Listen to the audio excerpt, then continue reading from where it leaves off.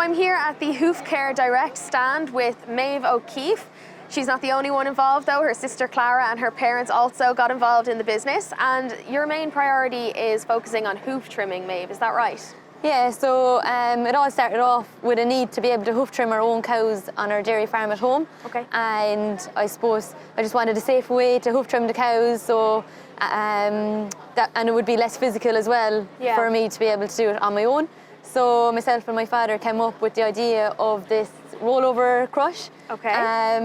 And yeah, it's really taken on. I suppose 2012 was their first ever ploughing match, and 10 years later we're back again. Okay, wow. So this is kind of a big moment for you. 10 years later, and you're here, and probably more products than ever. And I can see the crush over here beside us. It's huge. Do you want to tell me a little bit about how that works? I think I saw a video there of a cow going on its side or something. So tell me how it works. So it's all hydraulically operated, so it takes out the physical work for the person doing the hoof trimming.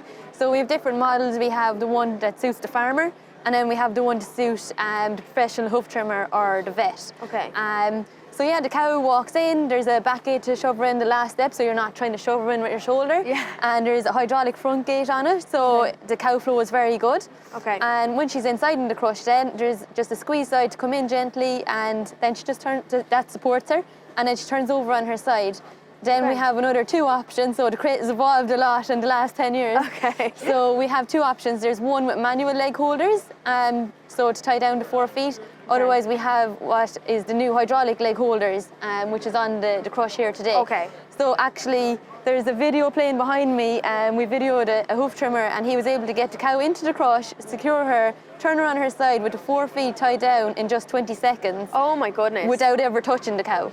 So it's safer for the farmer, and it's so much faster. And I suppose, what about the cow itself? Is it, would we say, minimally stressful for them? I suppose in terms of nobody really likes having to get that job done, I'm sure, but like, is it? So for the cow, it's a lot more comfortable for the cow to be lying on her side. Also that gives the person then a bit more time to try and get at the problem and find the problem. The cow is very relaxed when she's lying on her side, and it's safe for her. She can't fall down, she can't injure herself as well. And she's quite comfortable. She's a nice comfy mat to lie on while she's getting her manicure and pedicure done. Very nice. I suppose to come to, you know, I know you do other products and it's all based around hoof trimming, but like, I suppose, what sort of role does hoof trimming play in that animal welfare piece? Like, that's really important now, and I suppose, you know, like, coming into this time of year, it's winter, wet weather, damp ground, all that kind of stuff. Is there an important animal welfare element with hoof trimming? Hugely, absolutely huge. If you have a cow that's lame, she's got a really, really sore foot, and a cow won't even show you she's hopping on all three until she's really, really bad. Okay. So it's so important that if you do see a lame cow, that she's looked after straight away. Because the longer you leave it, it's an infection in the foot. It's going to spread, and it's going to get worse.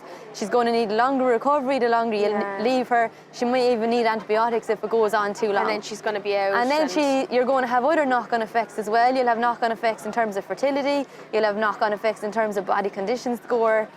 So like and milk loss as well, which is a huge one. So yeah, it's important to look after the cows, and a lame cow isn't going to make any money, unfortunately. So so it's important, I suppose, for their benefit, for their welfare, and for the farm business as well. For everything, for everything. So what should farmers be doing then? I mean, like, for someone, say, who's not overly familiar, should you be looking at trimming hooves every few months, every 6 months? How often, or? I think it's an ongoing thing, so mobility scoring is something that farmers can do. So even just in the milking parlour, when the cows are walking in, or if they're bringing the cows from the field, just keep an eye on the cows, because a cow will try and like not show that she is lame. So if sooner you can see the signs that the cow, that cow isn't walking evenly, she has a problem on one of her feet. As soon as you can notice that, that's the point. That's when you draft her out, treat her straight away. It might be simple as such as a stone in her foot at that point. And it's only take out the stone and leave her off again. And do it before the problem kind of manifests. And do it before the problem gets worse. And gets worse, I suppose. And, you know, I suppose if you have to, you know, from a farmer's point of view, like, time is money, and, you know, getting someone to come all the way out for one cow can maybe feel like a chore, and you may not want to do it, and maybe easy to just say, look, we'll leave her off.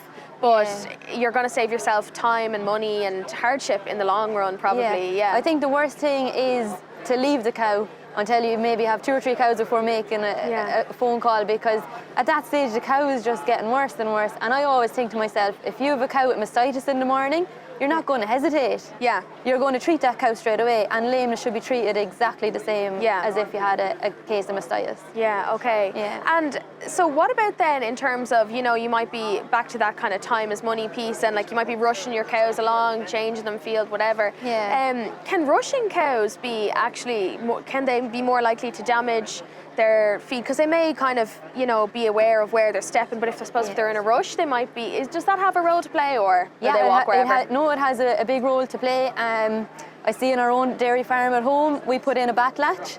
It's just a really, really simple little device, costs a couple of €100, and you put it on and you can set a timer on it. So especially for the paddocks that are far away, if the cows are walking a nice distance, you can set it to just before milking, so the cows will walk in at their own pace.